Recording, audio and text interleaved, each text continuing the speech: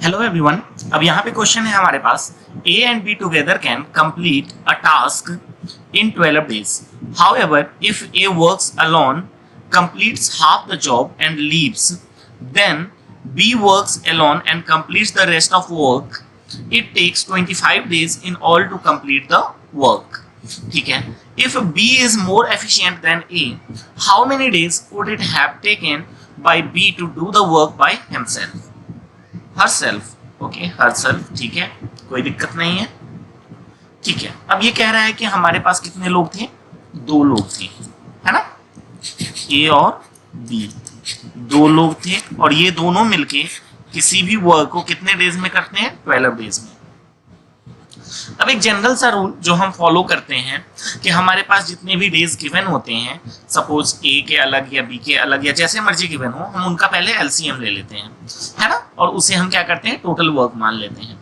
तो यहाँ एक ही नंबर है 12, तो एलसीएम भी क्या आएगा, 12, और इसे हम क्या बोलेंगे, हमारा टोटल वर्क, है ना, कि टोटल वर्क कितना है, 12 यूनिट। डन, ठीक है।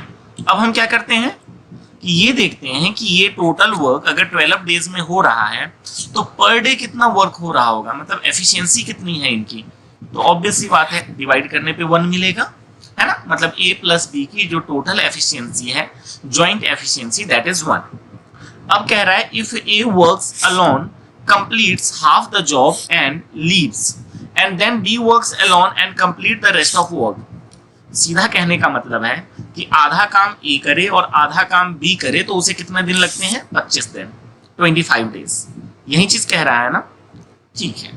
तो हमें पता है, एटलीस्ट मुझे तो पता है, पता नहीं आपको पता है या नहीं, बट हाँ इसके बाद आपको भी पता लग जाएगा कि हमें पता है टाइम क्या होता है, वर्क अपॉन एफिशिएंसी, यही टाइम होता है ना। तो यहाँ टोटल टाइम गिवन है हमारे पास 25 डेज। इसका मतलब वर्क, तो वर्क कितना कर रहा है, हाफ वर्क। तो अगर 12 यूनिट हमारा टोटल वर्क है तो 12 का हाफ कितना होगा, 6 डिवाइडेड बाई ए ने किया तो ए की एफिशिएंसी, प्लस बचा हुआ 6 बी ने किया तो डिवाइड बाई बी की एफिशिएंसी, और ये कितना है, 25। यही है, अच्छी बात है। अब एक सिंपल सी चीज है, या तो आप क्या करो, ए को ले लो कि ए की एफिशिएंसी x है, तो b की कितनी होगी, जो कि a प्लस बी दोनों की कितनी है, 1 यूनिट, है ना। तो अगर a का x होगा तो b का कितना होगा, अगर a को मैं x मान के चलूं तो b का होगा टोटल माइनस a की वैल्यू, मतलब 1 माइनस x, बट एक क्वाड्रेटिक इक्वेशन बनेगा, है ना। तो या तो आप क्वाड्रेटिक इक्वेशन सॉल्व कर लो, ठीक है, अगर आपको क्वाड्रेटिक इक्वेशन ज्यादा सूट कर रहा है तो आप क्वाड्रेटिक इक्वेशन सॉल्व कर लो। अदरवाइज हम क्या करेंगे, हम हिट एंड ट्रायल यहाँ पे यूज करेंगे। कितना है, 6 अपॉन ए प्लस 6 अपॉन बी, मैं ए और बी अभी लिख नहीं रहा हूं, और ये मेरा आना चाहिए 25, है ना।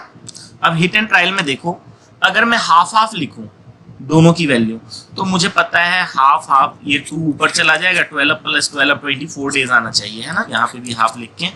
पर क्या ये 24 है, नहीं, 25 है, मतलब हाफ हाफ तो नहीं हो सकता, है ना। तो टोटल आप 3 बेस लेके आप अलग अलग देख लो, एक 2/3 एक 1/3 लेके चेक कर लो, ठीक है। तो 6 अपॉन 2/3 प्लस 6 अपॉन 1/3 कितना आएगा, ये 3 ऊपर जाएगा, 2 से ये कटेगा, मतलब 9 प्लस 18 और 9 कितने होते हैं, 27, बट हमें चाहिए 25 डेज, मतलब ये भी नहीं हो सकते, है ना। तो अब एक काम करो, बेस थोड़ा सा चेंज कर लेते हैं, है ना, बेस 3 लेके नहीं चलते हैं, बेस इस बार थोड़ा सा चेंज कर लेते हैं। बेस अगर मैं 5 लेके चलूं तो दो अलग अलग कैसे हो सकते हैं जिनका सम 1 हो, एक 2/5 एक 3/5, यही हो सकता है। एक बार ये भी रख के चेक कर लेते हैं। तो 6 यूनिट वर्क करता है 2/5 की स्पीड से, है ना, और बचा हुआ 6 यूनिट 3/5 की स्पीड से काम हो रहा है। तो 2 से ये 3, तो 5 3 सा 15, 3 से ये 2 बार में, तो 5 2 सा 10, दोनों का सम कितना आ रहा है, 25, मिनटू से हमारे इस कंडीशन को सेटिस्फाई कर रहा है। तो एक की वैल्यू कितनी होगी, एफिशिएंसी 2/5, और दूसरे की होगी 3/5। डन। अब क्वेश्चन का नेक्स्ट लाइन हमारे काम आएगा कि B is more efficient than A, तो इसका मतलब बी की एफिशिएंसी क्या है, ज्यादा वाली, तो ज्यादा वाली कितनी है 3/5, ये बी की एफिशिएंसी है। तो पूछा है बी अकेला उस काम को कितने दिन में कर लेगी। ठीक है, तो हमें पता है टाइम क्या होता है, वर्क अपॉन एफिशिएंसी, यही होता है ना। तो वर्क कितना है, टोटल काम करना है मतलब 12 unit, efficiency heat and trial से कितनी आई है 3/5, तो अपॉन 5 ऊपर मल्टीप्लाई हो जाएगा, 3 4 जा तो 4 5 जा कितना आया 20 डेज। डन, तो ऑप्शन सी हमारा करेक्ट आंसर होगा। डन।